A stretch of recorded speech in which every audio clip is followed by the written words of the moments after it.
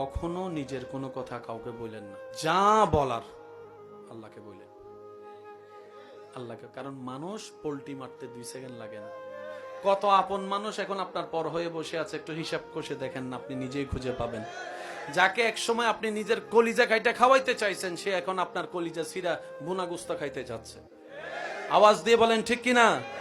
বলে যে ইয়া রব, আমি ভালো জানি না, মন্দও বুঝি না, আমি অনেক সময় ভালো মনে করে বিশ্বাস করি, সে আবার পিছনে পিছনে ছুরি মারার চেষ্টা করে। আল্লাহ, আমি আগেও জানি না, পিছও জানি না, আমি আমার জীবনকে, আমার হায়াতকে, আমার সকালকে, আমার দুপুর বিকাল সন্ধ্যাকে তোমার নামের উপর ছেড়ে দিলাম, তোমার নামের উপর ছেড়ে দিলাম। সুবহানাল্লাহ, শুনতে পাচ্ছি না আমি?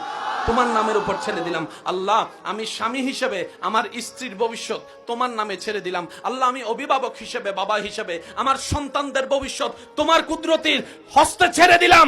আল্লাহ, তুমি যেমনে চালাও আমরা যেন তেমনে থাকতে পারি, তুমি তৌফিক দিও, তুমি তৌফিক দিও। বান্দা যখন নিজের সব দায়িত্ব আল্লাহর উপর দিয়ে দেয়, আল্লাহ কয় জিবরাইল খেয়াল রাখিস, ফেরেশতা খেয়াল রাখিস, সে দায়িত্ব আমার উপর দিয়েছে। যে নিজের ইচ্ছায় জীবন তরি আমির রবের নামে ছেড়ে দেয়, ওই জীবন তরিকে আমি আল্লাহ কখনো ডুবতে দিই না, ডুবতে দিই না, ডুবতে দিই না।